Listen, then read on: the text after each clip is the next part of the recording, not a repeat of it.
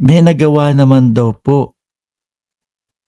May nagawa naman daw po, mga kababayan, 'no, na proyekto si Sara Duterte. Ito daw ho, ito. Pagmamalaki po ni Mocha Uson. Day Sara, tahimik. Ayan ha, tahimik lang.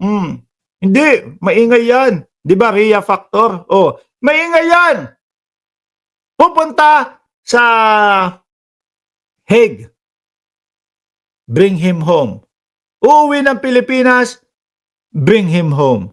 Babalik ng Hague, bring him home. Uuwi ng Pilipinas, bring him home. Pupunta ng Australia, bring him home. Paulit-ulit na ganun. Bring him home. Bring him home. Hanggang ngayon po, yung bring him home o yung gustong iuwi, nandun pa din po, hindi makalabas. Di ba? O eto, siguro para paghahanda ito ha, sa 2028, meron daw mga nagawa si Inday Sara Duterte. Biruin mo mga kababayan ha. Ang hinihinging pondo noong 2024, 2 bilyon. 2 bilyon po. Halos lagpas doble nung ibang mga vice-presidente. Karamihan sila nasa 730, 750, nasa ganyan lang ho mga kababayan. Pero kay Inday Sara Duterte, 2 bilyon mahigit ang hinihingi nila. Tapos nga, syempre, nung nagpasa sila, ito po yung aming listahan kung saan namin gagastusin yung 2 bilyon. No? Nakita ni Coco Pimentel, 100 milyon para lang po sa advisor. Ang daming advisor. Tapos maririnig lang natin sa vice-presidente, gusto kong hukayin yung libingan ni Marcos Sr. at itapon sa West Philippine Sea. Ang daming advisor na gusto, tapos ang mangyayari lang hindi binigay yung relos ng Pangulo doon sa humihinging bata. Yung bata sorry. Yung bata gagawa na din ng bata. Tapos nung naririnig ko yung sinasabi ng Pangulo, gusto kong putulin yung ulo niya. Daming advisor. Ngayon mga kababayan, isa sa nakikita ko kung bakit meron ng spokesperson ang vice-presidente. Para maiwasan na yung mga ganyan. Para magmukhang disente na yung kanilang opisina. Kasi kapag ang vice-presidente ang patuloy na nagsasalita, puro cryptic puro nakakatakot Puro patayan May kinausap na ako. Pag may nangyari sa akin, patayin si Bongbong Marcos, patayin si Lisa Marcos, patayin si Martin Romualdez. Anak ng tokwang vice-presidente yon. Ngayon, kailangan na natin ng spokesperson para maging disente naman. Sablay din yung spokesperson. Milyon-milyon po ang matitipid ng gobyerno ng Pilipinas pag hindi natuloy itong impeachment ni Vice-Presidente Inday Sara Duterte. Milyon-milyon. Pero pag natuloy yan, bilyon-bilyon ang matitipid ng gobyerno galing doon sa mga magnanakaw na nasa gobyerno. Di ba? Hindi, ito na, pakinggan na ho natin. Ano daw po ba yung mga nagawa ng Vice-Presidente? Sabi po, nung panalo to si Mocha. Nanalo to sa Maynila. Ay, fake news? Fake news ako? Sorry. Talo ba? Talo? Talo si Mocha. Talo pala. Paano naman mananalo yan? Ang plataforma, cookie ni Mocha. walang ibang sinabi kundi cookie ni Mocha. Paano mananalo? Sige nga ikaw, botante ka, papaulit-ulitin sa'yo, masarap ang cookie ni Mocha. Anong plataforma yun? Hindi ba? Miski ho ako kahit paano, kahit ako, nagagandahan ako kay Mocha Pero pagdating ko sa botohan, saglit lang. Hindi ko iboboto to. Plataporma? Cookie ni Mocha? Ano yun?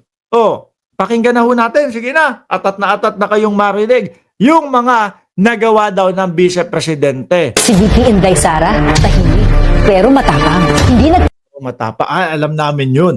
Matapang. Ano? Kayang pumatay eh. Kayang magpapatay eh. Oh, ako naniniwala ako, walang mas tatapang kay Inday Sara Duterte. Biruin mo ba naman, nationwide, harap ng buong Pilipino, no? Naka-live, sasabihin mo may nakausap na ako. Papatayin si Bongbong Marcos, si Lisa Araneta Marcos at si Martin Romualdez. Kahit simpleng Pilipino wala pong tapang na magbanta ng buhay ng presidente. Nationwide, no? Naka-live pa. Matapang talaga ang Vice Presidente. Kaya nga lang sa paggugobyerno, hindi ganyang tapang ang kailangan natin. Sorry hindi ganyang tapang ang kailangan natin. papakitang tao, kumikilos ng totoo. At kung resulta ang pag-uusapan, narito ang pruweba mula Yan. May pruweba daw mga kababayan. Akala ko kasi panay gala lang. Akala ko punta doon sa Hague, balik sa Pilipinas. Punta Hague, balik sa Pilipinas. Mula May 2024 mula Mayo. Ano nakasulat dito? Mula Mayo 2024 hanggang sa kasalukuyan 22, 23. Di ba 2022 sila nag-umpisa? Oh. Ano nangyari doon sa 22, 23? Ano nangyari doon? Mayo 2024 hanggang Abril 2025, Medical and Burial Assistance Program. Yung mga medical, yung mga pagpapagal. Okay, sige, fine. No? Asaan ba? Baka mamaya sa iba nyo lang kinuha yung video na yan, ha? 127,000 ang natulungan. 25,000 pamilya ang nabigyan ng suporta. Wala bang video na yung talagang video? Kumbaga, pag gagawa kayo ng live, ng vlog, alam ko, kayo, mga veterano na kayo nga yung dating mga nauna, di ba? Pag gagawa ng vlog, ito ang mga nagawa ng Vice Presidente. Kagaya po nung ginawa natin, mga kababayan. Alisin ko lang muna si Mocha, ha? Kagaya nung ito. No? Ginawa natin, Bagong announcement kung ay binalik na trend na ito. Ito mga Yan! Di ba? Habang sinasabi mo yung nagawa, kumpletos recados, may video ka. Hindi yung parang mga slide lang na kung saan-saan nyo pinagpupulot. Ayan mismo, tumatakbo yung train. Ayaw makita yung tumatakbo yung train. Pero napapanood. Meron tayong pruweba. Talaga. Hindi yung dito sa kanila, 127,000 ang natulungan. Baka mga slide lang ng kung saan-saan nakuha yan. Ay, kabuhayan para sa 416 na individual at 9 na organisasyon. Libreng sakay, nakapaghatid ng ginhawa sa 2 milyong Sandali, libreng sakay? Parang may napapabalita ngayon, di ba? Yung parang yung mga yung mga commuters ghost daw. Napapabalita yun, di ba? Sabi ni MacSafe, bogus din yan. Sinasabi ni Mocha, binulsa ni Inday ang budget para doon. Tuloy. Kabayan ko, kapatid ko, shoutout sa iyo. Libreng sakay, yes, binudol din yan. Yan yung napapabalita ngayon, di ba? Yung mga mga commuters ghost din daw. commuters mula pa noong 2022. Disaster response, mahigit 92,000 na pamilya ang natulungan sa relief goods. Kalusugan food trucks, 3,914 Ayan. hot meals ang naihatid sa mga frontliners sa panahon ng emergency. Pansarap program, 30,000 estudyante ay Yung mga bilang, meron talaga silang mga bilang, mga kababayan. Pero wala talaga yung mga video. Hindi talaga natin nakikita. Yung tipo bang parang, sige, sabihin mo, meron akong mga proyekto. Video, wag mo nang lagyan ng video. Baka wala tayong maipakita. Kuha ka na lang dyan ng mga slide. Kuha ka nung slide ng mga DSWD, tapos ilapat mo dyan, lagay mo 5 seconds lang. Bakit 10 seconds, 15 seconds, 20 seconds? Wag aabot ng ganung katagal. Bakit Pag 20 seconds, siyempre, mahahagip na yung mga pinagkuhanan mo ng video, mahahagip na mga pangalan ng DSWD, mga pangalan ng ganito. Okay na yung mga 5 seconds na video. Kapiranggot, lagyan mo, nag-aabot, pumipirma. O, okay na yun. Di ba? To. Pagka nahagip ng konti, yung DSWD sa gilid, i-ano mo, ilaki mo, i-zoom mo para mawala doon sa rectangle. O, akala ng mga editor ko, hindi ako marunong mag-edit, ha? Magaling mag-edit to, kabisadong mag-edit to. Oh, kaya walang hihingi ng walang hihingi ng increase. Patuloy. Nabigyan ng libreng nutritious buns. Rice program. Ay! Nutriban daw! Pinagmalaki nila yon. Atras ko. Nutriban daw, nabigyan, estudyante ay nabigyan ng libre. Ay nabigyan ng libreng nutritious buns. Saglit lang. Parang napabalita yan. Parang napabalita ho ata yan na inamag. Yung sandamakmak na mga tinapay. Di ba yun, yung Nutriban? Tinapay.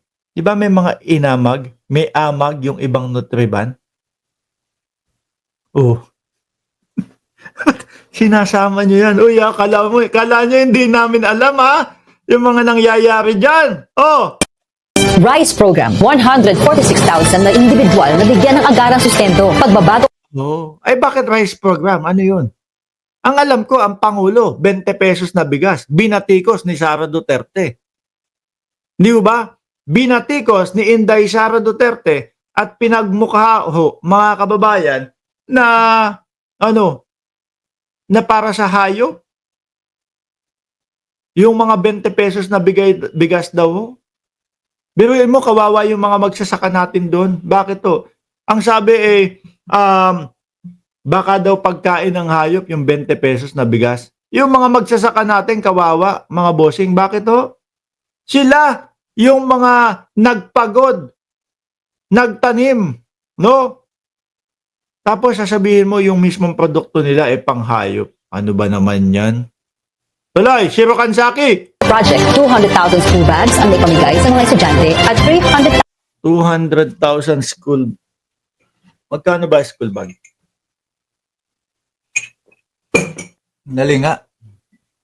200,000. 200,000 school bag times 250, sabihin na natin.